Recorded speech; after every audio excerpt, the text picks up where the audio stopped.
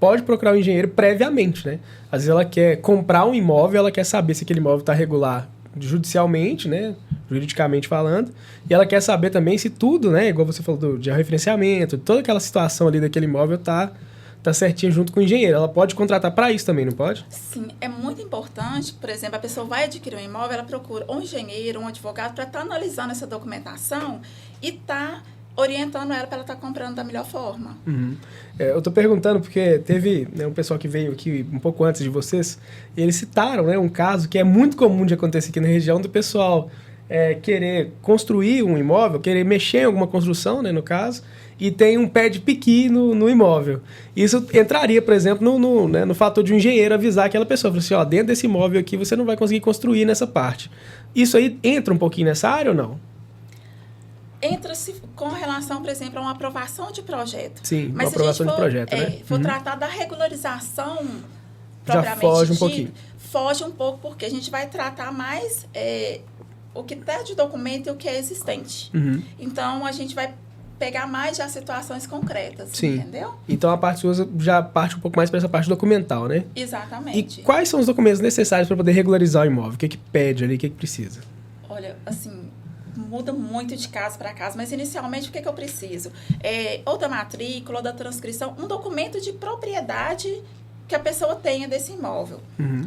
Ou um contrato de compra e venda, para me conseguir localizar esse imóvel dela e identificar quais são os problemas que tem para a gente estar sanando. Sim, e se for aquele imóvel antigo que não tem planta, não tem nada dele, e aí, como é que faz? Aí vamos o João Paulo que vai falar, né? Geralmente as pessoas tanto eu não te cortei não, viu, Fernando? Você me desculpa. Ele pode procurar o engenheiro e, simultaneamente também, procura advogado. Claro que o advogado vai trabalhar muitas questões legais mesmo. Uhum. Que medida tomar?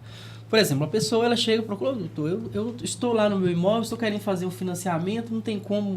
Aí já começa a gente já entender e compreender o que a pessoa está querendo. Uhum. Então, o primeiro momento, claro que, por exemplo, se a pessoa tem posse, não tem propriedade, nesse caso, ou seja, se ela está na posse do imóvel há 30, 15, 10 anos, mas ela pretende fazer um financiamento, pretende melhorar a casa, ou pretende construir uma casa. Quando apresenta o advogado já vai indicar, olha, primeiramente nós vamos ter que regularizar esse imóvel seu, que é por meio de uma ação judicial ou extrajudicial, que é a famigerada uso capião. Uso né? capião. E aí, o uso capião, os documentos, aí você perguntava, Fernanda, quais os documentos? Primeiro, os documentos dele. Se tem algum registro, um contrato particular. Mas e aí, doutor? E se eu não tenho nada disso, como é que eu faço? Vamos lá. Numa ação de usucapião, seja em via judicial ou extrajudicial, a gente tem várias formas probatórias para isso. Né? Por exemplo, 2 testemunhas que atestam você está ali há mais de 10 anos, a depender do usucapião, são várias as modalidades, a gente pode dar início. Porém, a gente precisa do profissional que tem que elaborar a planta, o memorial descritivo, os confrontantes. Aí que vai entrar seu papel, né, Fernanda? E aí não tem como... Aí que o povo vai chamar a Fernanda lá para dar jeito. O advogado sai de linha depois que tá tudo certo, prefeitura, posse, regularizou a posse, está pronto para o manejo de uma ação, seja na via administrativo, que a gente chama de campeão administrativo, ou judicial. Aí depende da pessoa qual opção ela vai querer. Aí, Fernanda tem que chegar lá e fazer a planta. Exatamente.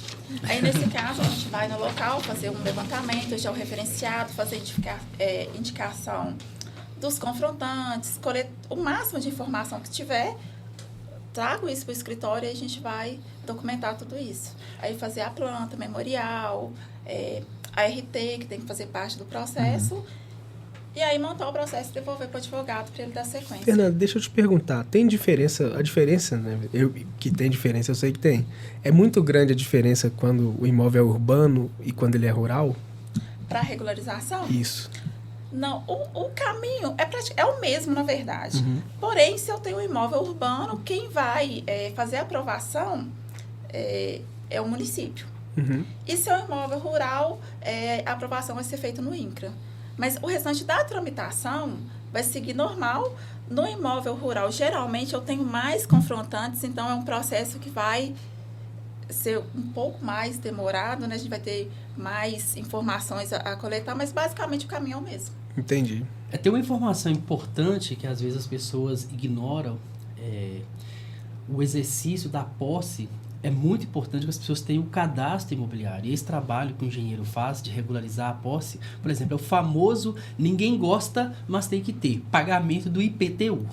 O IPTU com o imóvel cadastrado, ainda que a pessoa não seja proprietária, registrada na matrícula, mas ela exerce a posse ali, isso é reconhecido pelo município e ela vem pagando direitinho aquele IPTU, já é um instrumento muito importante, no caso aí, para o advogado. Ou seja, o exercício da posse mansa, pacífica, sem nenhuma perturbação, vamos dizer assim, isso ajuda muito e as pessoas às vezes não gostam, porque ninguém gosta de pagar imposto, né?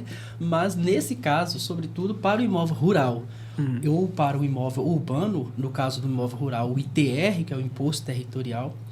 Conta muito, né? Seja ele urbano ou rural, conta muito e é necessário que as pessoas façam isso. Então, por exemplo, João Paulo, se a pessoa lá nos anos 90, por exemplo, ela comprou um imóvelzinho ali num contratinho de compra e venda, né? E desde então ela paga o IPTU dela certinho, bonitinho. No fim das contas, isso aí vai contar demais, né, cara? Muito, muito, porque aí é o reconhecimento do poder público, né? Não é possível a gente fazer, por exemplo, o manejo de uma ação de uso capião sem que esse requisito essencial esteja presente. Ou seja, o lançamento desse imóvel, seja no INCRA, no caso do imóvel rural, seja no cadastro imobiliário, no caso o IPTU, é condição indispensável para o prosseguimento de uma ação, uma eventual ação de uso capião. E deixa eu te perguntar, cara, vamos colocar assim, eu gosto sempre de pegar uns cenários meio caóticos, assim, porque eu sei que acontece, que no Brasil é comum a gente ter esses cenários caóticos todo dia, né? Vamos supor que a pessoa tá lá desde os anos 90, cara, ali, tem muito tempo já, e ela nunca pagou IPTU, mas tá lá o contratinho de compra e venda lá, né? Belezinha, mas nunca pagou IPTU. E agora ela quer regularizar aquela situação do imóvel dela. Se ela pagar todos os IPTUs desde essa época, ajuda também? Ajuda muito. Aí tem o famoso trabalho da fiscalização. Tem municípios que fazem esse trabalho, que faz muito bem esse trabalho. O curvelão deles, né? Porque isso é um papo. Sim, o curvelo deles, faz né? muito Faz bem muito e ela bem. arrecada muito com IPTUs, com os IPTUs que ela deve cobrar. Então, se o município faz isso e faz muito bem, ele também está contribuindo porque aquelas pessoas que estão ali pagando corretamente, anualmente, o seu IPTU, elas estão adquirindo o direito de posse sobre esse imóvel. Sim. Por um outro lado, tem pessoas que não estão nem aí. Nunca pagou, vocês dão um exemplo, em 1990. E aí? Se esse imóvel ele está cadastrado no município, esse imóvel já está lá na dívida ativa com uma dívida bastante grande, bem alta. E aí ela vai ter que recorrer, sim, quem sabe... na via administrativa, ela pode conseguir resolver isso pelos famosos... os municípios, eles se adequam, né? O Refis, por exemplo, tem municípios que fazem, você quer regularizar, tem muita dívida, nós estamos aí dividindo em tantos meses e consegue fazer com que as pessoas paguem o IPTU, e isso é bom para o município, que arrecada, e ele vai investir, verter esse valor do IPTU em infraestrutura urbana, etc. E a pessoa que está pagando vai ter esse direito aí de ter... eventualmente uma ação que o reconheça esse imóvel como de sua propriedade. Então é muito importante, cada um ajuda o outro, o município com o seu trabalho de fiscalização para que nenhum imóvel esteja fora do cadastro imobiliário, porque isso se traduz em investimentos, e também proteger o cidadão que está ali à frente exercendo a posse e que depois com certeza vai ser um dos instrumentos, uma das provas, vamos dizer assim, que a pessoa tem para uma eventual ação de uso capião e regularizar o seu imóvel. Bacana, cara. A gente já está entrando um pouco nesse assunto. Quais são as principais leis e normas que regem, né, a regularização de imóveis aqui no Brasil? Vocês sabem me dizer? Então, nós temos, na verdade, no Brasil é o país das leis, né? Nós temos burocrático, né? Muitas leis que regulamentam. Por exemplo, nós temos a lei de 73, a lei de registros públicos, a 6.015. Então, essa lei está lá atrás. Veja, nós estamos falando de 73, nós já passamos aí, 88, nós temos a Constituição, depois o Código Civil. Todos esses esses diplomas normativos, eles tratam, sobretudo, daquilo que é essencial para a nossa vida no dia a dia, especificamente sobre a regularização imobiliária também. E também diversos provimentos, que a gente chama, provimentos do Tribunal de Justiça, no nosso caso, o Tribunal de Justiça de Minas Gerais. Nós temos provimento do Conselho Nacional de Justiça, provimentos do STJ, Superior Tribunal de Justiça, e também muitas súmulas e atos normativos também exarados aí até do Supremo Tribunal Federal, que trata especificamente da regularização imobiliária. Então temos o Estatuto da Cidade, 10.250, que regulamenta no âmbito das cidades. Nós temos agora a 1346, que é a REURB, por exemplo, que é um programa também novo, que visa aí a regularização, sobretudo, coletiva. Eu queria que você falasse um pouco mais da REURB, cara. Sim. Então, o programa REURB, essa lei, que é uma lei federal instituída aí no país, ela vem sendo implementada por muitos municípios. Claro que uns de maneira mais avançam muito mais e outros de maneira mais devagar. Aqui em Curvelo, por exemplo, eu sei que o programa REURB já está em funcionamento, está em execução, tem alguns núcleos aí da cidade, especialmente em regiões da cidade, que já está vendo chegar, ou seja, a lei sendo implementada, ou seja, ela está sendo executada. Então, essa lei ela visa exatamente regularizar de uma forma maior, ou seja, para que mais pessoas, sobretudo pessoas de baixa renda, possa conseguir regularizar o seu imóvel. É o que a gente chama de um programa que o governo federal, através dessa lei, ele infundiu em todo o país e cada município vai executando de acordo com a sua realidade local. Sei que já existe em Curvelo, parece que muitos títulos já foram, inclusive, outorgados. E é um programa novo, né? Mas que atinge uma população maior de forma coletiva e de maneira mais célere. E a lei, principalmente, para poder, no caso, aí o REURB, ele é dividido em REURB-S, REURB-E, ou seja, vai depender do tipo de pessoa que está procurando a sua regularização para que ele possa atender de maneira macro a todos aqueles que a lei ali contempla como eventuais beneficiários dela. No caso específico aqui de Curvelo, o REURB, ele tem sido implementado, eu conheço, porque tem alguns processos que envolvem a Mitra de Diamantina e o município, e aí volta e meia os servidores, até o jurídico do município, não, a gente poderia seguir aqui pelo REURB, que é o REURB, pessoa jurídica, é possível também, então a pessoa que tem mais condições, ela pode também fazer, as que tem menos condições pode também adequar ao REURB e assim conseguir esse título tão sonhado, porque a propriedade dá dignidade à pessoa. Sim, com certeza. E a lei federal, nesse caso, visa, inclusive, proteger, sobretudo, pessoas que tenham aí baixa renda. Pessoal, você falou do REURB, né? E é muito interessante a gente falar desse pessoal um pouco mais carente, que tem essa dificuldade de regularizar imóvel, porque a gente sabe que tudo que vai envolver imóvel no Brasil, independente da vontade nossa, do nosso querer, ele acaba sendo caro, né? Tudo que você vai falar de imóvel ali, você vai ter muito gasto com taxa, com um monte de coisa. Mas eu queria saber de vocês quais são os passos mais críticos, assim. A pessoa está lá fazendo a regularização do imóvel, o que vai contar mais para ela? O que vai ser mais difícil para ela? Dependendo da situação do imóvel, eu acho que o mais complicado, né, João, seria ela conseguir trazer essa documentação inicial para a gente entender qual que é o problema, para estar encontrando um caminho ali, para estar achando uma solução. Primeiro, como a gente já falou aqui anteriormente, né? Ou seja, a gente vai ouvir a pessoa que está ali pretendendo regularizar, olha, os documentos iniciais. Depois, essa cultura do não regularizar, do não ter propriedade. Então, é uma questão que chama atenção.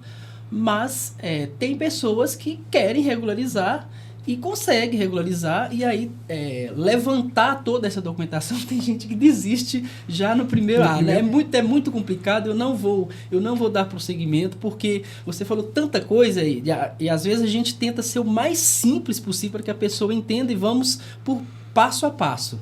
Primeiramente, como nós já falamos, documentos, contrato, levantamento topográfico, cadastro imobiliário, e aí vai, é muita coisa. Então, a burocracia também, essa questão da burocracia em si, que é um ponto crítico, porque realmente é muito técnico.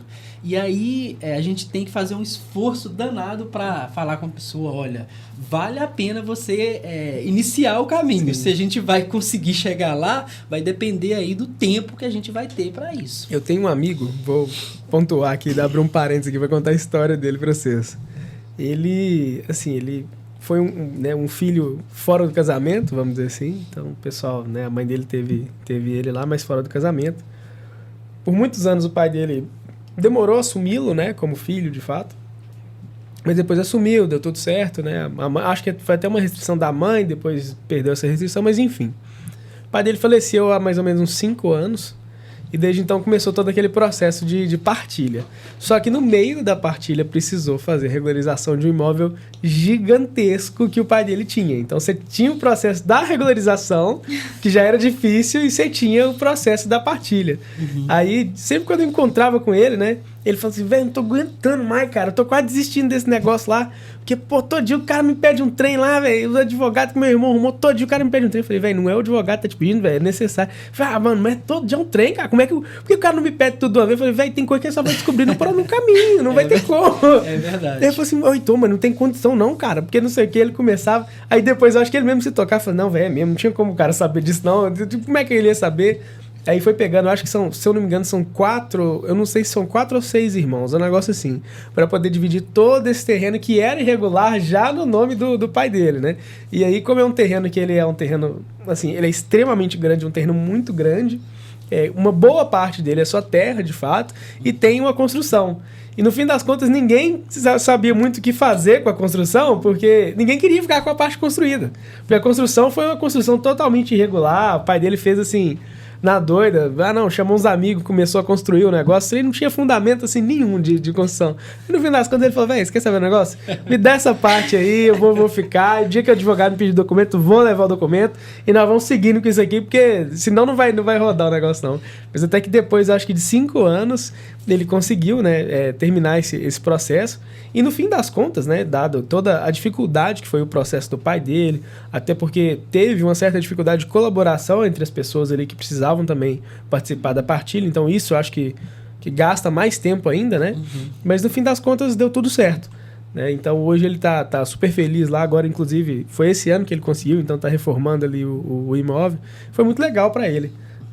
Passou por todo esse percalço, mas foi muito bom para ele no fim das contas. Agora essa tá lá com um terreninho, com a construção. Da sucessão hereditária, ela é muito interessante. Eu já atuei como advogado em diversos, tanto para iniciar um inventário, que é arrolar ali todos os bens